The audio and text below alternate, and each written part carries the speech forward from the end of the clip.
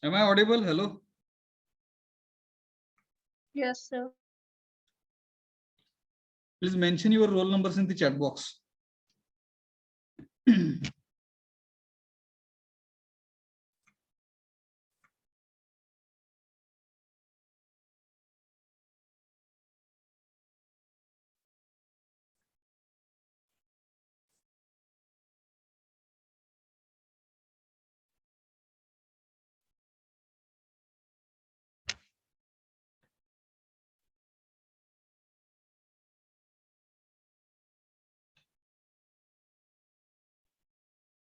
कुठपर्यंत आलो आपण? कोण सांगेल का?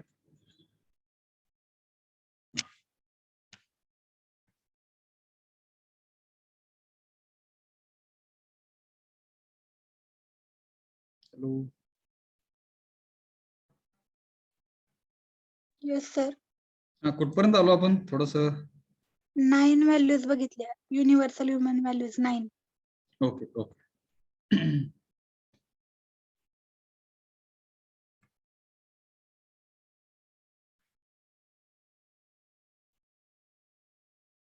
काय डाऊट त्याच्यामध्ये? No sir. महत्वाचे आहेत का 9 values? Yes sir.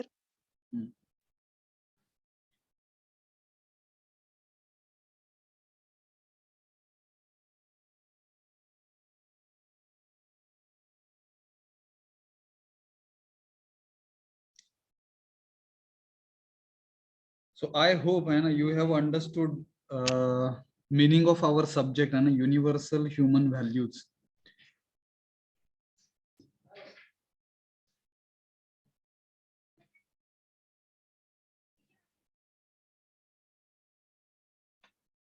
I request students, those who have joined late, please mention your roll numbers in the chat box.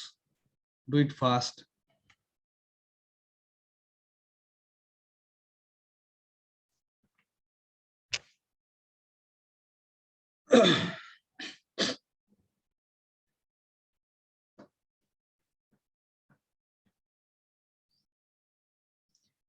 आपला क्लास थोडासा फिजिकली असला असता तर आपल्याला बरं का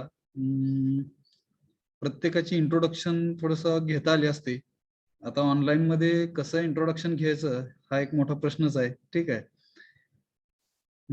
तुमची इंट्रोडक्शन ठीक आहे. माझी इंट्रोडक्शन मी सांगेल, but it is very difficult to understand you. And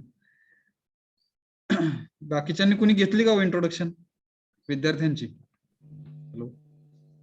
no sir. No, sir. No sir. No. Is it possible for us? आपल्याला शक्य आहे का ते? No sir. No sir. नाही. बघा, फिजिकली क्लासमध्ये असलं असतं तर आपण प्रत्येकाला एकेकाला उठून आहे ना इकडे स्टेज वरती येऊन तिकडे इंट्रोडक्शन द्यायला लावलं असतं. आता इकडे ऑनलाईन मध्ये कसं इंट्रोडक्शन घेणार आहे ना विद्यार्थ्यांचं, it is little bit difficult.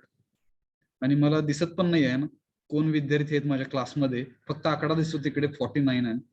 Total 49 participants have join this zoom meeting. एवढंच मला समजत आहे. आतमध्ये विद्यार्थी जागे आहेत का झोपलेले आहेत हे पण नाही कळत आहे. थोडस अटेंटिव्ह राहावा. सेशन व्यवस्थित ऐका. ऐकताना काही समजलं नाही, you can stop me, you can ask questions. I will try to give an answers. Let us start. Yes sir. Yes, sir. Yes, Yes, sir. sir. So from last session, let Yes, us. sir. From last session, I hope you have understood the meaning of our subject, universal human values. This subject is little bit different subject म्हणूया आपण.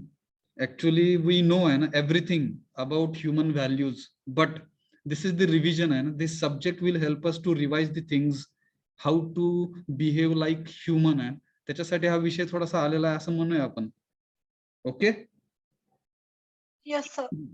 हा, तर जातोय आपण पुढे बरं का. मला वाटतं पुढची जी स्लाइड आहे it is about myself. So my name is SD Bhosale. So I completed my BE Mechanical Engineering from our college and same college, Sweris College of Engineering, Pandharpur. I completed my BE Mechanical Engineering degree in 2008. 2008 साली पूर्ण केली आहे. Then I went to Wipro Technologies Limited.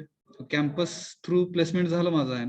जिकडे 2 वर्ष आई जे म्हणलेलं इकडे experience बद्दल, इंडस्ट्रियल एक्सपिरियन्स, तर 2 वर्षाचा इंडस्ट्रियल एक्सपिरियन्स आहे ना विप्रो टेक्नॉलॉजी लिमिटेड, जिकडे सॉफ्टवेअर टेस्टिंग डिपार्टमेंट मध्ये होतो आहे. So where I use to test different kinds of applications which developers are developing in that company. तर 2 वर्षाचा इंडस्ट्रियल एक्सपिरियन्स 11 इयर्सचा आहे. टीचिंग एक्सपिरियन्स आपल्याच कॉलेजमध्ये आय कम्प्लिटेड आहे ना एमई कॅडकॅम डिग्री म्हणू आपण. 2011ला जॉईन झालो इकडे आहे ना आपल्या कॉलेजमध्ये. नंतर मग पीजी साठी आहे ना पोस्ट ग्रॅज्युएशन साठी आपल्याच कॉलेजमध्ये ऍडमिशन घेतलं. तिकडे 2 वर्षात एमई कॅडकॅम पुढची डिग्री आहे. युजी म्हणजे अंडर ग्रॅज्युएशन, जिकडे बीई म्हणतो आपण. तुम्ही 4 वर्षाचं जे काही एज्युकेशन घेणार त्याला आपण अंडर ग्रॅज्युएशन असं म्हणतो आहे. एमई म्हणजे काय तर post graduation. So after completion of your 4 years, if suppose you want to learn further things, त्याला आपण पोस्ट ग्रॅज्युएशन असं म्हणतो. तर ते पण कम्प्लीट केलेलं आहे ना 2013 साली कम्प्लीट झालं 2 वर्षामध्ये. 2011ला जॉईन झालं इकडे वापस. 2013ला एमई कॅडकॅम कम्प्लीट झालं. कॅडकॅम म्हणजे माहिती आहे का? CAD, computer aided designing, computer aided manufacturing असं आहे. So with the help of computer we can design and certain products, and with the help of CAM is the another branch of mechanical engineering म्हणू आपण, where with the help of computer we can manufacture the products. Designing and manufacturing both it is possible now days with the help of computer. बरोबर का? Hello. Yes sir. Yes sir. हा, तर 2 वर्षानंतर इकडे मी 11 वर्ष झाली सर्व्हिस देतोय आपल्या कॉलेजमध्ये. इंडस्ट्रियल एक्सपिरियन्स पण थोडाफार आहे. टोटल 13 years ऑफ एक्सपिरियन्स म्हणू आपण.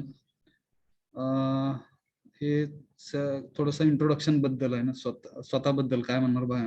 विद्यार्थ्यांना कळलं पाहिजे फॅकल्टी कोण आहे आपल्याला शिकवण्यासाठी.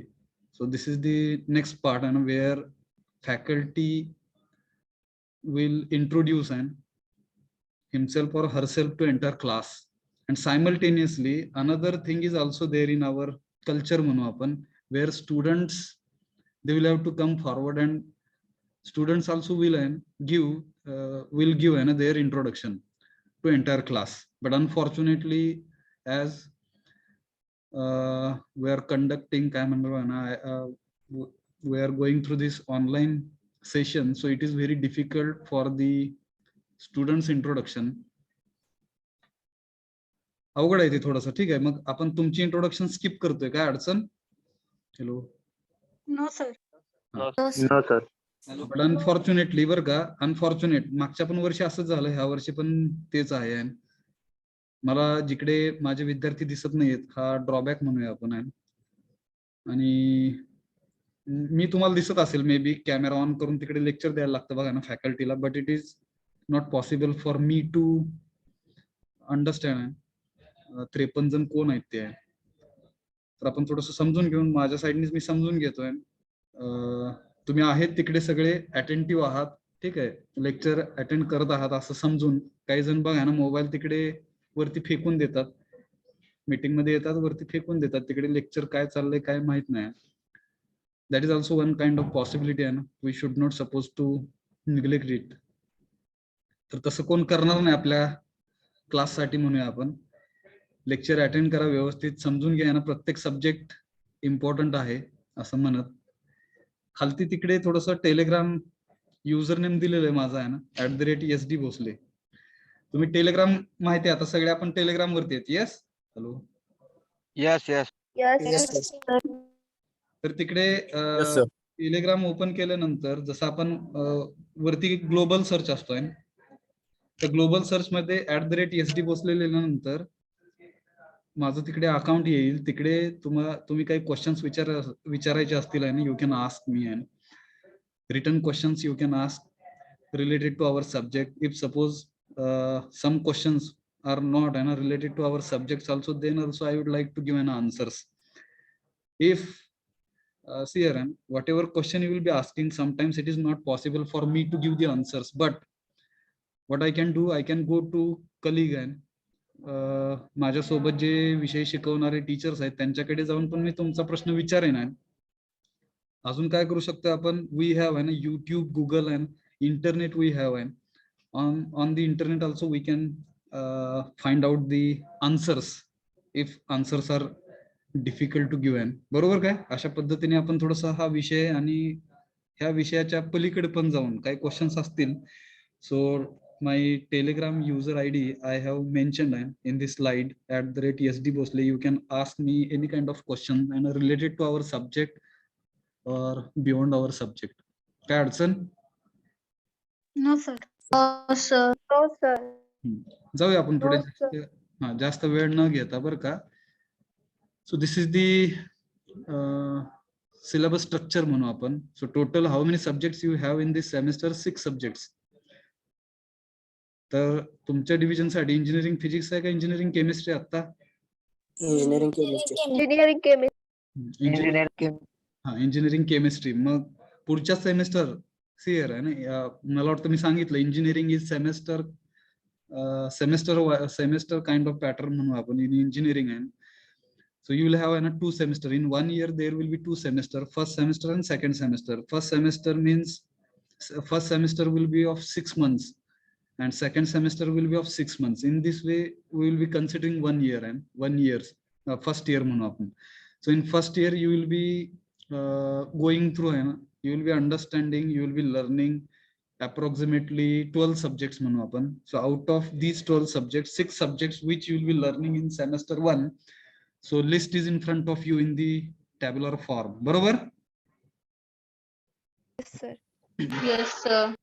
इंजिनिअरिंग केमिस्ट्री हे बाकीचं स्ट्रक्चर तुम्ही बघा आहे ना, बाकीचे टीचर तुम्हाला सांगतील तिकडे. फक्त आपण हा टेबल काय समजून घेऊया ना. L for number of lectures per week म्हणलेलं इकडे, number of lectures per week. And this is the ESEM, end semester examination, ज्याला आपण एंड सेमेस्टर एक्झामिनेशन असं म्हणतोय. ISE, that is in semester examination. In semester examination will be conducted by college and college level ला ही exam घेतली जाईल, त्याच्यासाठी असलेले हे मार्क्स आहेत. End semester examination it will be conducted and it will be conducted by Solapur university. जी सोलापूर विद्यापीठ घेईल ती परीक्षा, त्याला 70 मार्क्स आहेत. असे काही सब्जेक्ट्स आहेत तिकडे 70 अधिक 30 असे 100 मार्काची परीक्षा घेतली जाईल. काय अडचण ह्याच्यामध्ये? Hello. No sir. No, sir.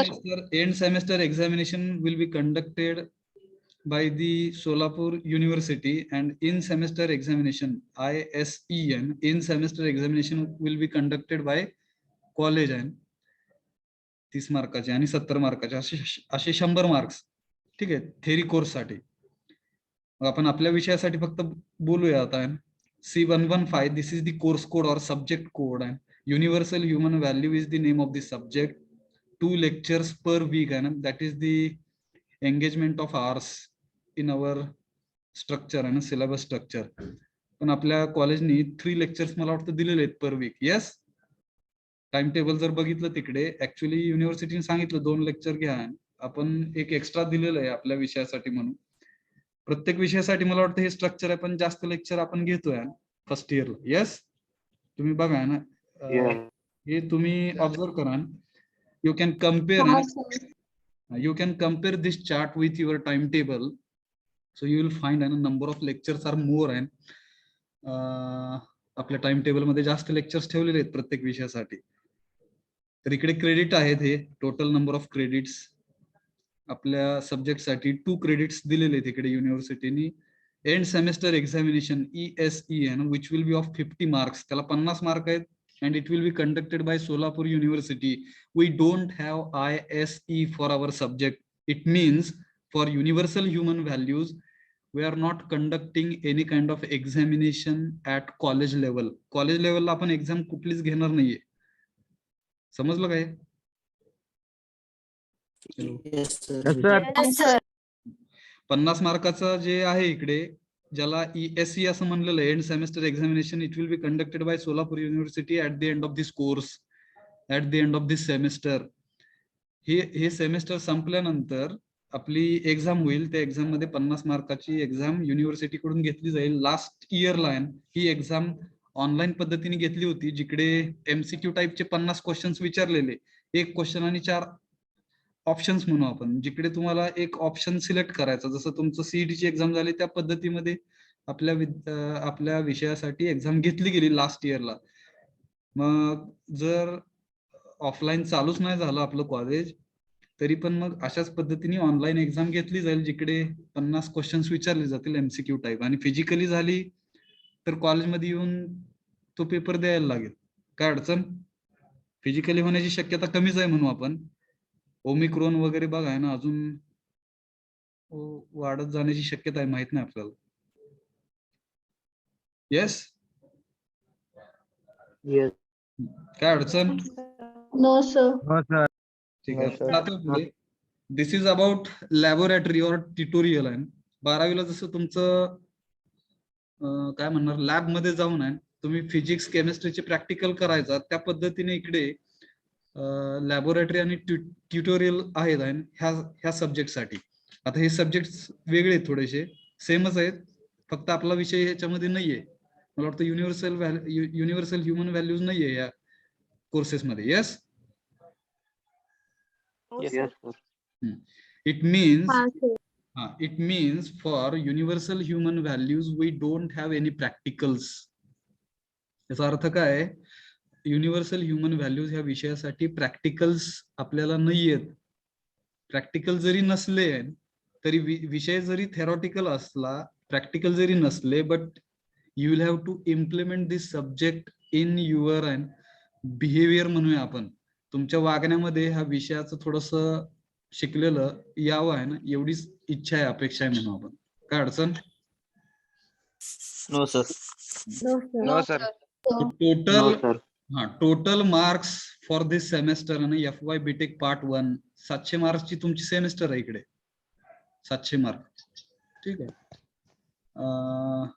आणि टोटल हे बघा ना, थोडस आपला विषय नाहीये ह्याच्यामध्ये, पण टोटल किती मार्क्सची सेमेस्टर आहे आपली? 700 मार्क्सची सेमेस्टर आहे. जसं तुमची आहे ना 12वी, मला वाटतं 550 मार्क्सची होती. येस का 500? 500.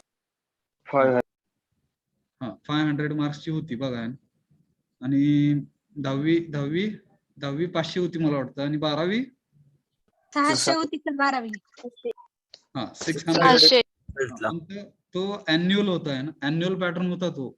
वर्षाच्या शेवटी एकदाच एक्झाम घेतली आहे ना बोर्डाने म्हणू आपण. इकडे in engineering we have semester pattern where after 6 months a final examination will be conducted by university. हा सेमेस्टर पॅटर्न म्हणजे 6 महिन्याला इकडे परीक्षा होतात आणि 6 महिन्यानंतर विषय चेंज होतात.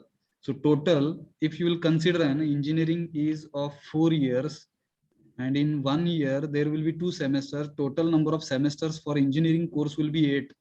Approximately if we will consider for 1 semester 6 subjects or 5 घेऊ आपण, 5 subjects, then 8×45 मला वाटतं 40 subjects, approximately 40 subjects you will be learning throughout this engineering course म्हणू आपण, which will be of 4 years. Yes? Yes, sir. Yes, sir. Yes, sir. So already structure of our subject we have understood. C115 is the course code or subject code, and examination scheme is of 50 marks, where end semester examination will be conducted by Solapur University at the end of this semester. ह्या सेमेस्टरच्या एंडला 50 मार्काची exam घेतली जाईल. Now let us start understanding what is mean by course outcomes. Course म्हणजे subject असं लक्षात घ्या. Course म्हणजे subject आणि आउटकम्स म्हणजे at the end of this subject म्हणू आपण, at the end of this course, at the end of this semester, student should be able to have few points with them. It means student should understand few points. तर ते कुठले आहेत त्याला म्हणायचं course outcomes. म्हणजे काय बघा ना, if you will consider any machine and if you will be giving some input, so we are considering some kind of input we are giving to the machine will be doing some kind of processing म्हणू. at the end of processing machine gives certain output. अशी एखादी machine आहे जी input घेते आणि काहीतरी output देते असं समजा. त्या पद्धतीने तुम्ही स्वतः एक मशीन आहात, तुम्हाला हा विषय इनपुट दिला जाईल आणि इनपुट दिल्यानंतर आउटपुट जे काय मिळणार ते म्हणजे कोर्स आउटकम्स आहेत. येतं का लक्षात? Hello. Yes, sir. Yes, sir. So course outcomes are nothing but output for our subject, which will be considered, okay, which will be considered in terms of students. विद्यार्थ्यांना कन्सिडर करून त्यांना काय output भेटलं पाहिजे ह्या विषयातून ते म्हणजे कोर्स आउटकम असं म्हणतोय आपण. So at the end of this course, at the end of this semester म्हणू, there are I think 4 points. किती बघा, 4 पॉइंट्स आहेत. So these are the 4 points. Let us try to understand these 4 points which are an course outcomes for our subject. ज्याला CO असं पण म्हणतात. Course outcome म्हणजे CO. काय अडचण कोर्स आउटकम बद्दल? What is mean bye course outcome कळलं का? हॅलो.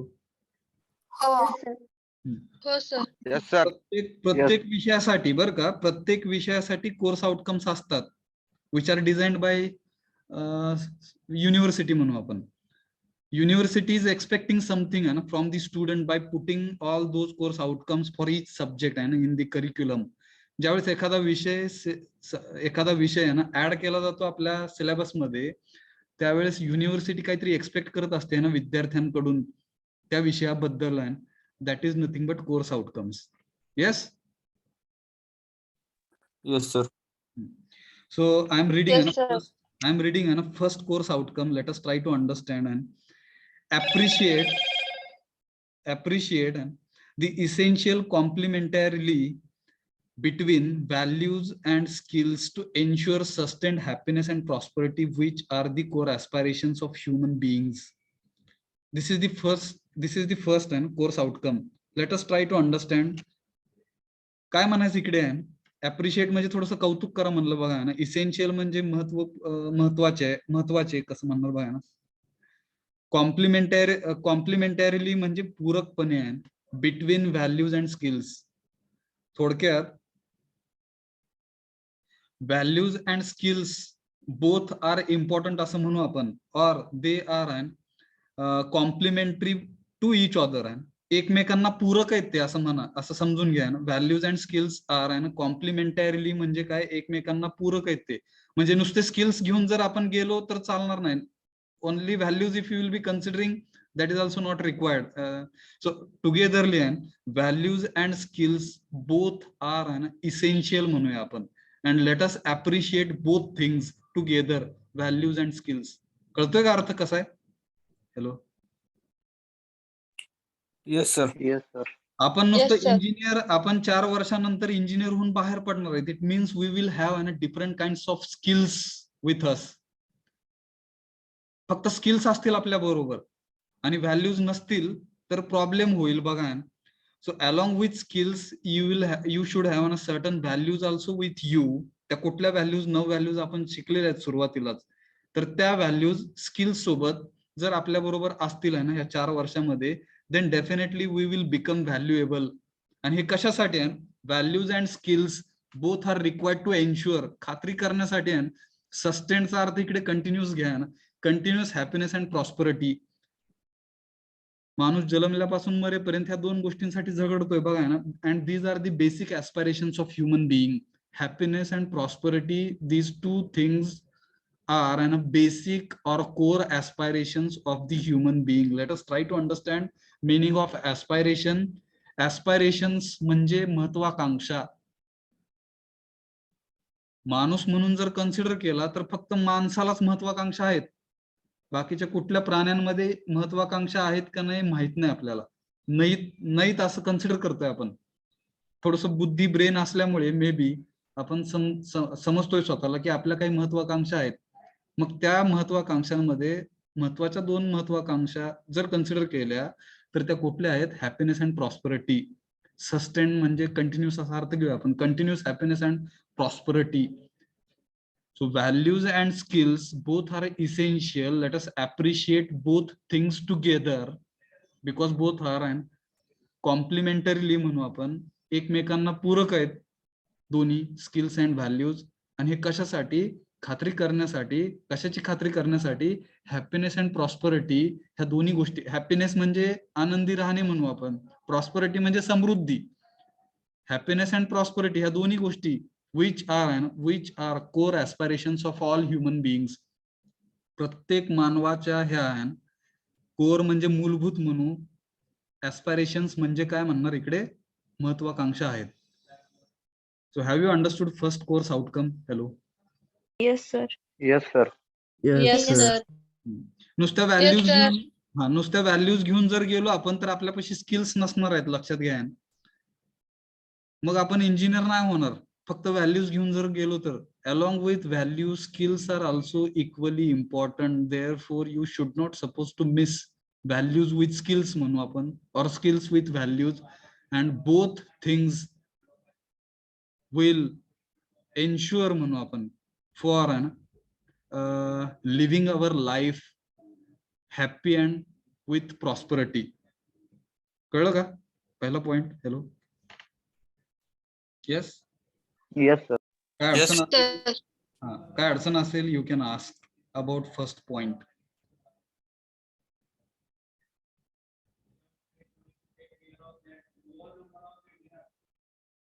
कोण सांगेल का एकदा तुमच्या भाषेमध्ये what you understood from first point? Hello.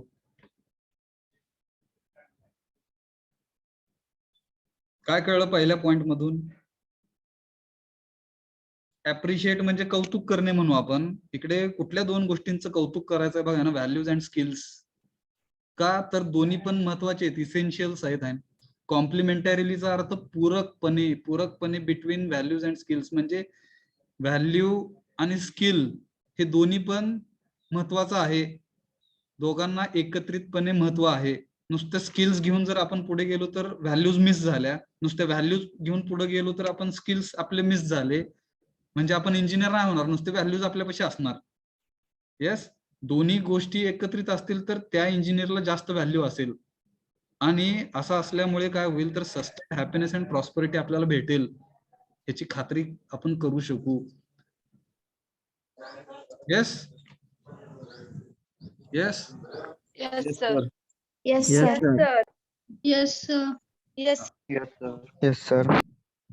कोण सांगेल का पहिला Yes, पॉइंट sir. मधून काय समजलं? From first course outcome what you understood your own language. Is it possible for you to express your thoughts? Hello. Fast. तुम्ही पण सांगा अनम्यूट करून, बाकीच्यांनी म्यूट ठेवा. त्यावेळेस बोलायचं त्यावेळेस अनम्यूट करायचं आहे, त्यावेळेस बोलायचं नाही त्यावेळेस म्यूट ठेवायचं आहे ना. सुप्रिया, म्यूट करा ना स्वतःला प्लीज. मी म्यूट केलेलं आहे, ठीक आहे. चला, कोण सांगेल फर्स्ट पॉइंट? हॅलो.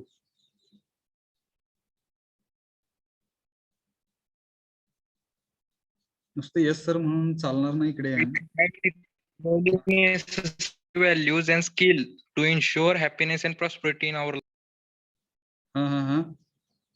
परत एकदा सांगा, आवाज थोडासा कटला शेवट. Hello. We have equally necessary values and skills in our life to ensure happiness and prosperity. Very good. आहे पवार होते काय? Yes, sir. सोमनाथ पवार आहे.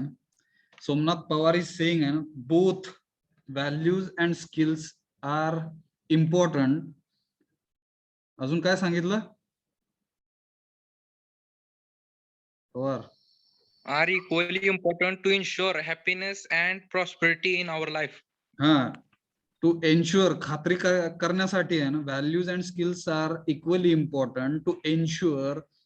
सस्टेन म्हणजे कंटिन्यूस असा अर्थ घेऊया आपण. Continuous happiness and prosperity in our life. And continuous happiness and prosperity both are and core aspirations of all human beings.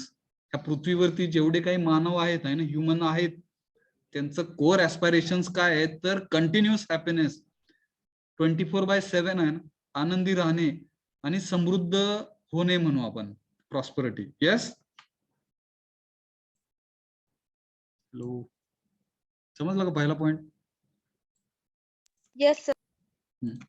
जाऊया आपण दुसऱ्या पॉइंटकडे बरं का. Develop holistic perspective. होलिस्टिक पर्स्पेक्टिव्हचा अर्थ इकडे मराठीमध्ये लिहिलेला आहे ब्रॅकेटमध्ये, समग्र दृष्टिकोन आहे. पर्स्पेक्टिव्ह म्हणजे दृष्टिकोन आहे, होलिस्टिक म्हणजे समग्र. आता हे थोडस समजून घेण्यासाठी let us understand one example आहे. If you will consider one bicycle, काय म्हणणार बघा, बाईक और bicycle. So bicycle is made up of म्हणूया ना डिफरंट मेकॅनिकल पार्ट्स. मग त्याच्यामध्ये काय काय येतं बघा ना, टायर येतं तिकडे गाडीचं, गाडीची काय काय येतं बघा, हेडलाईट येते, 2 टायर पुढचं मागचं, रेअर व्हील म्हणा, फ्रंट व्हील, रेअर व्हील म्हणा. Then you can consider engine. Then you can consider transmission, जे काही इंजिन कडून जी काही पॉवर ट्रान्सफर करायला लागणार आपल्याला रेअर व्हीलला, जेणेकरून आपली गाडी चालली पाहिजे. So engine, then transmission systems. In transmission system, gear systems also we are considering. Then अजून काय असतं बघा, फ्युएल टँक, जिकडे पेट्रोल किंवा डिझेल, काही दिवसानंतर ते बॅटरीवरती चालेल बघा ना, इलेक्ट्रिकल व्हेकल्स. आता सध्यासाठी तर आपण एवढंच कन्सिडर करू की आपलं जे काही व्हेकल आहे ते फ्युएल वरती चालतंय, आणि कुठले फ्युएल तर पेट्रोल आणि डिझेल. मग हे सगळं आहे ना, फ्युएल टँक, तुमचं गाडीचं हँडल असेल, गाडीची पुढची लाईट असेल, मागची लाईट असेल, 2 व्हीलर साठी आपण कन्सिडर करतोय. सो ऑल दीज आहे ना mechanical component separately if will be considering, त्यांचं महत्व असेल का हो? नुसतं टायर कन्सिडर केलं ना, गाडीचं नुसतं टायर कन्सिडर केलं, किंवा फ्युएल टँक कन्सिडर केला, पुढची लाईट फक्त कन्सिडर केली, हे सगळं एकत्रित आल्यानंतर आहे, येतं का लक्षात बघा ना, समग्र म्हणजे काय, holistic. Let us try to understand what is mean by holistic perspective. मग ज्यावेळेस बाईक म्हणून आपण पूर्णपणे ती बाईकला बघणार आहे, त्यावेळेस प्रत्येक पार्टचं महत्व त्या पूर्ण एका प्रोडक्टसाठी, पूर्ण एक प्रोडक्ट म्हणजे ती बाईक असं कन्सिडर करा, आणि सेपरेट छोटे छोटे प्रोडक्ट्स म्हणजे त्या गाडीचं इंजिन झालं, गाडीचं टायर झालं, फ्युएल टँक झाला, पुढची लाईट झाली. येतं का लक्षात? हॅलो. Yes, sir. Yes, हाँ, sir. sir. Yes, sir. In Yes, short, sir. in short, holistic perspective means when you are looking towards any particular thing, you will have to consider that thing as a whole. संपूर्ण गोष्ट ती एकत्रितपणे बघण्याचा दृष्टिकोन, त्याला समग्र दृष्टिकोन असं म्हणतोय आपण. And that holistic perspective will be developed, and this is our second course outcome. येतं का लक्षात? सेकंड कोर्स आउटकम म्हणजे काय, तर डेव्हलप होलिस्टिक पर्स्पेक्टिव्ह. आता हे कशाबद्दल आहे? Towards life and profession. Life म्हणजे जीवन म्हणू, प्रोफेशन म्हणजे व्यवसाय म्हणू आपला. मग हा जो काही होलिस्टिक पर्स्पेक्टिव्ह आहे तो डेव्हलप करायचा आहे. कशाला कन्सिडर करत? आपली स्वतःची लाईफ अँड प्रोफेशन, म्हणजे after completion of your 4 years you will be working as a professional in any software company, और you will be owner of any company, असं म्हणू आपण, कन्सिडर करू. एकतर एखाद्या कुठल्या तरी कंपनीमध्ये तुम्ही काम करणार, किंवा स्वतःची कंपनी तुम्ही काढणार as a professional. So when you are living your life, in your life as well as in your own profession, and you will have to develop holistic perspective. कळलं का अर्थ कसा आहे? Hello. Yes, sir. Yes, sir.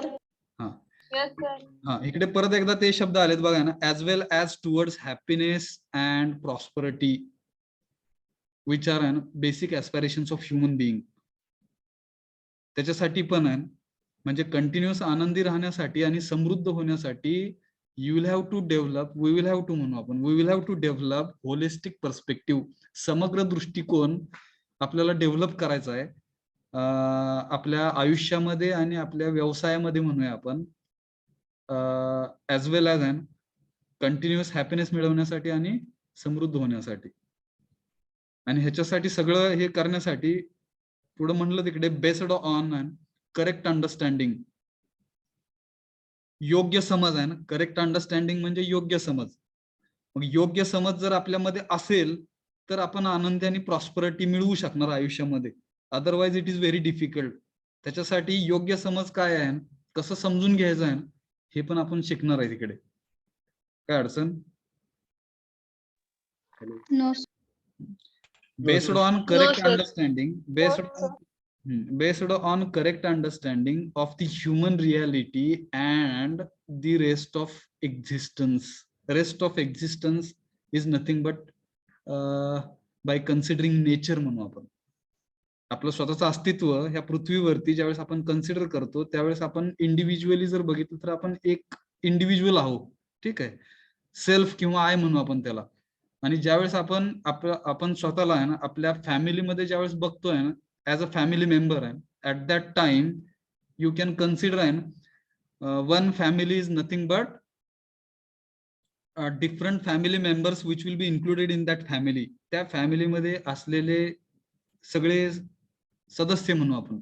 Family member म्हणजे सदस्य, त्या कुटुंबाचे सदस्य एकत्रितपणे ज्यावेळेस बघतो आपण, म्हणजेच holistic perspective if will be considering towards observing all the family members in the family, at that time we are considering that family is nothing but holistic perspective. येतं का लक्षात?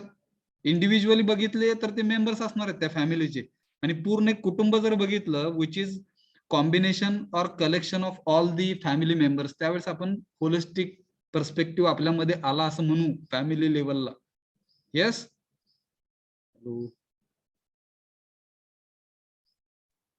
Yes, sir. Yes, sir. And what is mean by society? What is mean by society? When more number of families we are considering together, सगळ्या family एकत्रित आल्यानंतर एक society तयार होते आणि एक समाज तयार होतो म्हणू आपण. मग तिकडे ज्यावेळेस आपण सगळ्या फॅमिली एकत्रित एक फॅमिली बघत असताना ती कसली अप्रोच झाली बघा ना, होलिस्टिक पर्स्पेक्टिव्ह नाही म्हणू शकत आपण. When we are considering entire society, at that time entire society is nothing but collection or group of different families. मग तिकडे होलिस्टिक पर्स्पेक्टिव्ह सोसायटी साठीचा वेगळा आहे बघा ना, मोठा आपण ब्रॉड करत चाललोय ना आपला पर्स्पेक्टिव्ह, आपला दृष्टिकोन जो काही आहे तो होलिस्टिक पर्स्पेक्टिव्हनी ब्रॉड करत चाललो. when we are considering society, at that time society includes number of families. Each family if we will consider in one family there will be different family members, आणि मग त्या फॅमिली मेंबर्स मध्ये आपण एक छोटासा part असणार आहे. Yes. Hello. Yes, sir. आणि पुढच्या लेवलला आहे ना, पुढच्या लेवलला when all different societies togetherly we will be considering, then we can consider it as a one universe, one environment और नेचर आहे ना, वी कॅन कन्सिडर. मग ह्या सगळ्यांना आहे ना समजून घेत येतं का लक्षात बघा, we will have to develop our holistic perspective towards, once again I'm reading, and we will have to develop holistic perspective towards life and profession as well as towards the happiness and prosperity, and based on correct understanding of the human reality and the rest of existence. Rest of existence चा अर्थ इकडे nature असा घ्या, environment असा घ्या, human reality म्हणजे आपली स्वतःची मानवी काय म्हणणार, मानवी रियालिटी म्हणजे कसं म्हणणार, वास्तविकता. हा, मानवी वास्तव म्हणू आपण, ठीक आहे. मानवी वास्तव, ह्या पृथ्वीवरती असलेलं आपलं मानवी वास्तव आणि हे नेचर, ह्या दोघांना करेक्ट अंडरस्टँडिंगनी जोडत बरं का, हॅपीनेस अँड प्रॉस्परिटी ह्याच्यासाठी आहे. We will have to develop holistic perspective, समग्र दृष्टिकोन towards life and in our profession. Yes. काय अडचण? हा, course outcome number 2, course outcome number 2 समजलं का? मला वाटतं 4 लेवल बद्दल आपण मागच्या लेक्चर मध्ये बघितलेलं आहे. 4 लेवल, त्या 4 लेवल बद्दल सारखा विचार करायचा, आपला विषय संपतो. First level self individual, then family is the second level, third level is society, and fourth level is nature. And all on कसं म्हणणार बघा, on all these 4 levels we will have to work slowly and steadily. ह्या 4 level वरती आपल्याला काम करायचं आहे जोपर्यंत आपण जिवंत आहे तोपर्यंत, असं म्हणूया आपण, समजून घेऊया. येस. Yes. Yes, sir. ठीक आहे. दोन्ही कळले का पॉइंट? पहिला सीओ, दुसरा सीओ, यातनं काय भेटणार आहे आपल्याला बघा ना कोर्स मधून. Yes. Yes, sir. Yes, sir. I am reading third course outcome. Appreciate, कौतुक करा म्हणलं इकडे बघा ना, द युनिव्हर्सल ह्युमन व्हॅल्यूज. ह्या पूर्ण आपल्या विषयाचं आहे ना. जिकडे युनिव्हर्सलचा अर्थ बघितला आपण, सार्वत्रिक, ह्युमन म्हणजे मानवी, व्हॅल्यूज म्हणजे मूल्ये आहे. ह्याचं ऍप्रिसिएशन करा म्हणलेलं आहे बघा ना, ऍप्रिशिएट करा म्हणलं ह्या गोष्टीला. And movement towards value based living in the natural way. कशाचं कौतुक करा? युनिव्हर्सल ह्युमन व्हॅल्यूजचं कौतुक करा म्हणलं, ऍप्रिशिएट करा म्हणलं. अँड मुव्हमेंट ही छोटीशी चळवळ आहे बघा. मुव्हमेंटचा अर्थ आपण इकडे चळवळ असा घेतोय ना, towards value based living in the natural way. आपलं जे जगणं आहे ते व्हॅल्यू, मूल्यांवरती आधारित असलेलं आपलं जगणं असलं पाहिजे आणि ते नैसर्गिकरित्या असलं पाहिजे. येस, व्हॅल्यू बेस्ड म्हणजे व्हॅल्यूजला धरून आपलं जे काही जगणं आहे ते व्हॅल्यूजला धरून असलं पाहिजे आणि नैसर्गिकरित्या आपण जगलं पाहिजे. कळतंय का? Hello, third Yes, sir. Yes, हा sir. सर. ऍप्रिशिएट करा म्हणलं कशाचं? तर युनिव्हर्सल ह्युमन व्हॅल्यूचं. अँड मुवमेंट ही जी काही चळवळ आहे ना, towards value based living in the natural way. नैसर्गिकरित्या आपलं जे काही जगणं आहे ते कसं असलं पाहिजे? तर व्हॅल्यूजला धरून म्हणू किंवा व्हॅल्यूज वरती आधारित असलेलं आपलं जगणं असलं पाहिजे. This is our third course outcome. अडचण असेल तर विचारा, otherwise we can go to fourth, which is last course outcome. Third मध्ये काय अडचण? No, sir. No sir. No, sir. हा, आपलं जगणं हे व्हॅल्यूजला धरून असलं पाहिजे. व्हॅल्यूज सोडून जर आपण जगत असू तर त्याला ह्युमन म्हणायचं की नाही हा मोठा प्रश्न आहे. आणि नॅचरल वेने आपण जगलं पाहिजे बाय ऍप्रिशिएटिंग म्हणू universal human values. Universal human व्हॅल्यूजला ऍप्रिशिएट करत ही जी काही छोटीशी चळवळ आहे, ह्या चळवळीमध्ये आपलं जगणं हे नॅचरल, नैसर्गिक पद्धतीने असलं पाहिजे. व्हॅल्यू बेस्ड लिव्हिंग म्हणजे कसं जगणं असलं पाहिजे? तर व्हॅल्यूजला बेस्ड म्हणजे आधार घेत, बरोबर, व्हॅल्यूजचा आधार घेत असं जगलं पाहिजे, बरोबर का? व्हॅल्यू बेस्ड कसा अर्थ घेणार? येस,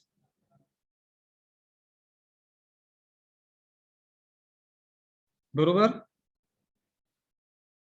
हेल्प करा. हॅलो, मूल्यांवर आधारित. हा, मूल्यांवर आधारित आपलं जगणं असलं पाहिजे आणि नैसर्गिक पद्धतीने आपण जगलं पाहिजे. ही छोटीशी मुवमेंट आहे बघा. तर मला वाटतं थर्ड सीओ आहे ना समजलेला असावा. आय एम रिडिंग आहे ना fourth CO, last course outcome of our universal human values. Highlight, focus करा म्हणलं बघा ना. हायलाइट म्हणजे काय? फोकस करणे. कशाला फोकस करणे? Ethical human conduct. इथिकल म्हणजे नैतिक, ओके, नीतिमत्तेला धरून. आता हे नैतिक नीतिमत्ता म्हणजे काय? तर चांगलं काय आणि वाईट काय, थोडक्यात बरं का. What is right, what is wrong, and that we know. And if we are knowing what is right, what is wrong, and if we are considering and right things along with us, then we can consider it as ethical. तुम्हाला माहिती आहे हे अयोग्य आहे आणि तरी पण तुम्ही अयोग्य गोष्टीला घेऊन जर पुढे गेला आहे ना लाईफ मध्ये, तर ते अनइथिकल झालं, अनैतिक झालं. येस, हॅलो, Yes, हा sir. सर. हा, आपण मला वाटतं ह्याचं पण काहीतरी सांगितलं होतं ना, मॉरल ऑफ दी स्टोरी आहे ना. एखादी स्टोरी वाचल्यानंतर खाली तिकडे बोध असतो, त्या स्टोरी मधून काहीतरी बोध घ्यायचा आपण. म्हणजे त्या स्टोरी मधून कसं वागायचं, थोडक्यात एक शेवटच्या 2-3 लाईन मध्ये सांगितलेलं असतं, असं आपण वागलं पाहिजे. ते म्हणजे कसलं वागणं? तर इथिकल वागणं म्हणू आपण त्याला. Ethical human conduct. Human conduct म्हणजे मानवी कॉन्डक्ट म्हणजे बिहेवियर, इकडे असा अर्थ घेतोय आपण. So let us highlight ethical human behaviour असं म्हणलं, ठीक आहे. Trustful and mutually fulfilling human behaviour and mutually enriching interaction with the nature. कशाला हायलाइट करायचं? तर इथिकल ह्युमन कॉन्डक्टला हायलाइट करायचं आहे. त्याच्यासोबत आहे ना ट्रस्टफुल म्हणजे विश्वासपूर्ण आहे, विश्वासाने भरलेलं, कसं म्हणणार बघा ना, ट्रस्टफुल, विश्वासाने भरलेलं. And mutually fulfilling human behaviour. Mutually fulfilling human behaviour म्हणजे म्युच्युअलीचा अर्थ आपण कसा घेतोय? आपापसामध्ये. नुसतं मी एकट्याने ह्युमन बिहेवियर ठेवून वागलं तर चालेल का? Hello, No, no sir. Sir. No, नाही sir. चालणार आहे. ह्युमन बिहेवियरनी वागणाऱ्याला आजकाल जगू नाही दिलं जात बघा. ह्युमन बिहेवियर जर ठेवलं आपण तर त्याला जगू नाही दिलं जात आहे. बरोबर. हा, मग हे ह्युमन बिहेवियर जे काय आहे ते फक्त आपण एकटं वागून नाही चालणार आहे ना. म्युच्युअली एकमेकांना पूरक करत, फुलफिलिंगचा अर्थ कसा आहे बघा इकडे. म्युच्युअली फुलफिलिंग म्हणजे एकमेकांसाठी पूरक होत, ठीक आहे, आपापसामध्ये आहे. ह्युमन बिहेवियर असलं पाहिजे, मानवी वर्तवणूक म्हणू आपण. And mutually enriching interaction with nature. आपापसामध्ये एनरिचिंग म्हणजे समृद्ध करण्यासाठी इंटरॅक्शन ठेवत, कोणासोबत तर नेचर सोबत, निसर्गासोबत. कशी इंटरॅक्शन ठेवायची आपण?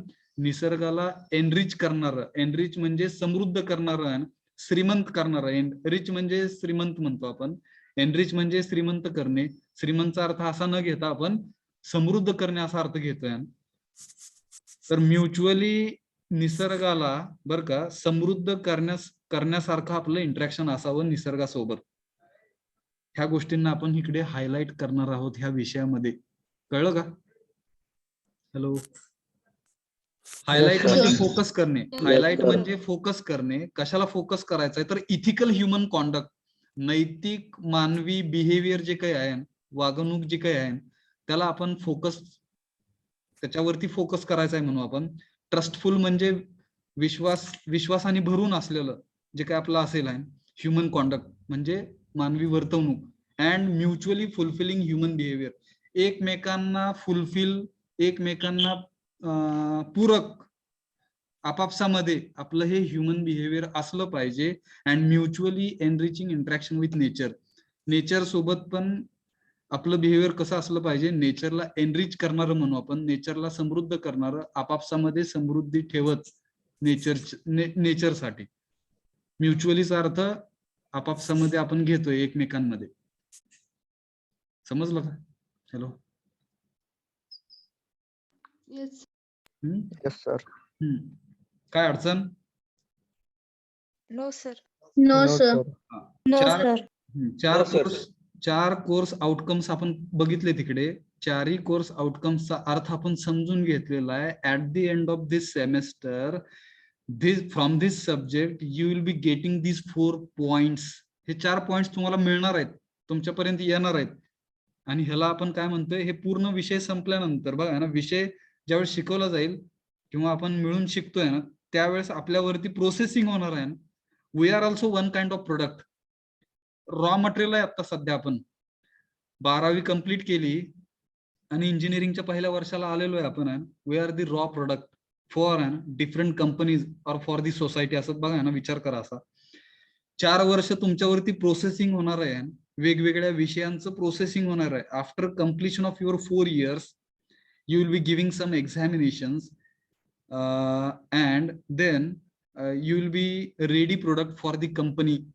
ज्या काही कंपन्या येतात आपल्या कॉलेजमध्ये विद्यार्थ्यांना सिलेक्ट करण्यासाठी, तर त्या कंपन्यांसाठी तुम्ही फायनल प्रोडक्ट म्हणून बाहेर पडणार आहे इकडून 4 वर्षानंतर. आणि तुम्हाला पॅकेज भेटणार, म्हणजे तुम्हाला काहीतरी व्हॅल्यू येणार. मग कोणाला 4 लाखाचं पॅकेज भेटेल, कोणाला 5 लाखाचं पॅकेज भेटेल, कोणाला 10 लाखाचं पॅकेज भेटेल. जशी आपली व्हॅल्यू असेल त्या पद्धतीने आपल्याला मल्टीनॅशनल कंपनीमध्ये आपण सिलेक्ट होऊ. बरोबर का? Hello. Yes sir. Yes, sir. Yes, sir. So company ready to be a company or to become a company ready product, you should have skills as well as values. And if you will have skills and values together, then definitely your value will be more in the market. ह्या मार्केटमध्ये तुमची value जास्त असणार आहे. कधी?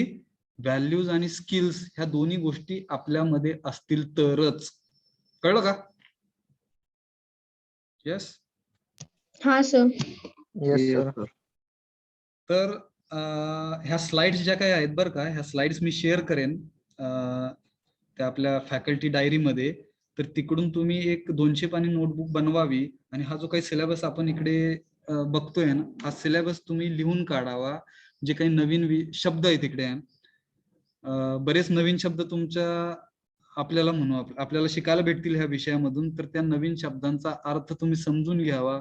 एक dictionary जवळ बाळगावी आहे. त्या डिक्शनरीमध्ये तुम्ही जे काही अवघड शब्द आहेत ह्याच्यामधले ते लिहून काढावेत मराठीमध्ये, so that you will understand and this subject will help us to improve our vocabulary also. शब्दसंग्रह सुद्धा आपला थोडासा वाढण्यासाठी हा विषय मदत करेल अशी अपेक्षा ठेवूया आपण. Yes yes sir. Yes sir. तर मला वाटतं कोर्स आउटकम्स इकडे संपले. आपण पुढे जातोय. सिलेबस मध्ये काय काय आहे ते फास्ट बघतोय आता आपण राहिलेल्या टाइम मध्ये. तर this is the unit number 1. I am reading name of the unit number 1. Title of the unit number 1 is course introduction. Course म्हणजे सब्जेक्ट असा अर्थ घ्यायचा आहे आपण. युनिव्हर्सल ह्युमन व्हॅल्यू हा आपला कोर्स आहे, सब्जेक्ट आहे. तर ह्याचं इंट्रोडक्शन म्हणजे युनिट नंबर 1 आहे. So unit number 1 is about an introduction of universal human values. कोर्सचं इंट्रोडक्शन आहे. मग त्या इंट्रोडक्शन मध्ये काय काय बघणार आहेत आपण? नीड, खरंच ह्या विषयाची गरज आहे काय? Is really this subject is important in engineering curriculum? Is it really required? And that is nothing but need of universal human values. Basic guidelines also we will understand. And जिकडे आपल्याला ह्या guidelines म्हणजे काय बघा, मार्गदर्शक तत्वे आहे ना, फॉलो करत आपण हा विषय समजून घेणार आहेत. तर त्याच्यासाठी असलेल्या बेसिक गाईडलाईन्स काय आहेत हे आपण युनिट नंबर 1 मध्ये बघणार आहोत. कंटेंट म्हणजे ह्या युनिट मध्ये काय काय येणार अजून वेगळं काही, ते म्हणजे कंटेंट म्हणू आपण. And process for value education. Value education साठी कशा पद्धतीची प्रक्रिया असते ना, प्रोसेस म्हणजे प्रक्रिया आहे, कशा पद्धतीची प्रोसेस आहे कशासाठी, तर for value education. So this is our title of unit number 1. Once again, I'm reading title of the unit number 1. It is course introduction. And in this course introduction, we'll be understanding need, basic guidelines, content and process for value education. Title कळलं का पहिल्या युनिटचं? Hello. हा sir. Now in this unit number 1 there are sub points म्हणू आपण, sub points which will be understanding in detail आहे ना when we will start unit number 1. ज्यावेळेस unit number 1 आपण चालू करू, ज्यावेळेस आपण युनिट नंबर 1 चालू करणार, अनिशा आहे ना, Anisha Surve, please mute your self. So when see here and after title and you will find some points. And these points we will understand in detail when we will start unit number 1. ज्यावेळेस आपण unit number 1 चालू करणार त्यावेळेस हे जे काही खालचे points आहेत, सब पॉइंट्स, ते सब पॉइंट्स डिटेल मध्ये आपण शिकणार आहोत. Just I am reading points which are present in the unit number 1. Understanding the need. Understanding म्हणजे समजून घेणार आपण. काय समजून घेणार? तर गरज आहे का. Basic guidelines, content and process for value education. थोडक्यात ह्या टायटलचं नावच दिलेलं आहे इकडे बघा ना, युनिट नंबर 1च नाव आहे, विथ अंडरस्टँडिंग शब्द आला तिकडे फक्त. Second sub point for unit number 1 is self exploration. Self exploration, meaning of self exploration मराठीत जर बघितलं तर कसं म्हणणार बघा ना, स्वतःचा शोध घेणार आहेत आपण. स्वतःचा शोध कसा, स्वतःचा शोध कसा घ्यायचा आहे ना, त्याला आपण आत्मपरीक्षण पण म्हणूया बघा ना. Self exploration, what is it, हे नेमकं काय आहे ना, सेल्फ एक्सप्लोरेशन म्हणजे काय नेमकं, इट्स कंटेंट, ह्याच्यामध्ये काय काय गोष्टी येतात आणि कशा पद्धतीची ही प्रक्रिया आहे. कुठली प्रक्रिया? सेल्फ एक्सप्लोरेशनची प्रक्रिया. येतं का लक्षात? हॅलो. येस. आर यू, कसं विचारणार, आर यू विथ मी, माझ्या बरोबर आहेत का? Yes sir. हा sir. Sir. Self exploration Yes, sir. म्हणजे स्वतःचा शोध घ्यायचा आहे आपल्याला बघा ना, स्वतःचा शोध. ते काय आहे नेमकं आहे ना, स्वतःचा शोध घेणे काय आहे आणि ह्याच्यामध्ये काय काय येतं आणि ही कशी प्रक्रिया आहे हे आपण समजून घेणार युनिट नंबर 1 मध्ये. पुढचा जो पॉइंट आहे ना, natural acceptance. Very important word आहे natural acceptance. Let us try to understand meaning of natural acceptance. नैसर्गिक रित्या आहे ना सहस्वीकृती. थोडासा बघा ना अर्थ कसा आहे. नैसर्गिकरित्या स्वीकृत करणे आहे ना, ऍक्सेप्ट करणे आहे ना, स्वीकार करणे. नॅचरल पद्धतीने गोष्टींचा स्वीकार करणे ह्याला आपण नॅचरल ऍक्सेप्टन्स असं म्हणतोय. Late us understand with one example. Natural acceptance म्हणजे काय हे समजून घेण्यासाठी मी दोन गोष्टी विचारतोय मराठीमधून, समजून घ्या काय आहे बघा. मी जर म्हणलं नेहमी खरे बोलावे आहे, मग हे जे वाक्य आहे हे नॅचरल ऍक्सेप्टेबल आहे का हो? Hello. No sir. Yes sir. नेहमी खरे बोलावे हे जे वाक्य आहे ना, हे नॅचरल ऍक्सेप्टेबल आहे का? म्हणजे आपल्याला आतून, नॅचरल म्हणजे काय बघा ना, आपल्या आतमध्ये एक सेल्फ आहे ना, सेल्फ, त्या सेल्फला माहित असतं what is right and what is wrong. मग एखादी गोष्ट बघितली, एखादी गोष्ट ऐकली, एखादं वाक्य ऐकलं आणि त्याच्यानंतर आपला आतमधून एक आवाज येतोय, लेट अस ऍक्सेप्ट इट, त्याला काय म्हणतोय आपण? Natural acceptance. थोडक्यात आवर इनर व्हॉइस, आतमधला जो काय आपला आवाज आहे त्याला आपण नॅचरल ऍक्सेप्टन्स असं म्हणणार आहेत. समजलं का? हॅलो. Yes sir. Yes, हा sir. सर. मी जर म्हणलं आहे ना खोटं बोलणे हे चांगलं आहे, तर हे नॅचरल ऍक्सेप्टेबल आहे का वाक्य? No sir. No, sir. नाहीये. हा, मग नॅचरल ऍक्सेप्टेबल म्हणजे काय की जे खरंच योग्य आहे, naturally it can be accepted by all persons together and all human beings म्हणू आपण. सगळ्या ह्युमन बिंग्स कडून नॅचरली ऍक्सेप्ट होणाऱ्या गोष्टी, त्याला आपण काय म्हणतोय? Natural acceptance. काय अडचण त्याच्यामध्ये? नॅचरल. हो सर. आणि पुढचं जे आहे natural acceptance and experiential validation. Natural acceptance समजलं, पुढचं जे आहे एक्सपिरियन्शियल व्हॅलिडेशन, ह्याला आपण काय म्हणणार आहे? तर एखादी गोष्ट आपल्याला कोणी सांगितली आहे आई वडिलांनी, तर आपण डायरेक्ट विश्वास ठेवतो म्हणू आपण, आणि ती गोष्ट फॉलो करायला चालू करतो. ह्या विषयामध्ये काय म्हणलेलं आहे की if something is naturally acceptable, then on next level what you will have to do, you will have to do a small experiments. छोटे छोटे प्रयोग करून तुम्ही बघायचं आहे, and you will have to validate it. Validate it म्हणजे पडताळून पाहायच्या त्या गोष्टी. समजतं का बघा ना? व्हॅलिडेशन म्हणजे काय? गोष्टी पडताळून पाहणे. आणि ह्या गोष्टी कशा पडताळून पाहायच्या आहेत? तर छोटे छोटे प्रयोग करून आहे. Experiential validation is also important. कशासाठी? आणि ह्या दोन्ही गोष्टी टुगेदर आहे, natural acceptance and experiential validation togetherly, if we will understand, it will help us to understand a mechanism of self exploration. Self exploration म्हणजे स्वतःचा शोध घेण्यासाठी ह्या दोन्ही गोष्टी आपल्याला मदत करतील, त्याचं मेकॅनिझम समजून घेण्यासाठी. हे ऍक्च्युली कसं काम करतं, सेल्फ एक्सप्लोरेशन कसं काम करतं हे समजून घेण्यासाठी natural acceptance and experiential validation हे आपण समजून घेणार आहे. समजलं काय? Hello. Yes sir. Yes sir. हा. एखादी गोष्ट सांगितली गेल्यानंतर आहे ना, तिकडे छोटेसे प्रयोग केले पाहिजेत. मग ते कधी कधी प्रत्येक वेळेस प्रयोग केलेच पाहिजेत का, हे पण तितकंच महत्वाचं आहे बरं का. मी म्हणलं आहे ना, विष हे विषारी आहे, असं जर मी म्हणलं आहे ना, पॉयझन इज पॉयझनस, कसं म्हणणार बघा ना इंग्लिशमध्ये, पॉयझन इज पॉयझनस, आणि मी सांगून पण तुम्ही म्हणला की नाही मी बघतो आहे ना, आम्ही बघतो. काय बघतो? तर एक्सपिरियन्शियल व्हॅलिडेशन लावून बघतो खरंच विषारी आहे का. मग काय होईल तिकडे? आपण ते विषारी आहे का हे व्हॅलिडेशन म्हणजे पडताळणी करण्यासाठी, परत त्याचा रिझल्ट सांगण्यासाठी आपण जिवंत राहू का नाही माहित नाही. येस. हॅलो. Yes. येते का लक्षात बघा? हा. तर मग कुठल्या गोष्टींचं एक्सपिरियन्शियल व्हॅलिडेशन करायचं आहे ना, हे पण आपल्याला कळलं पाहिजे.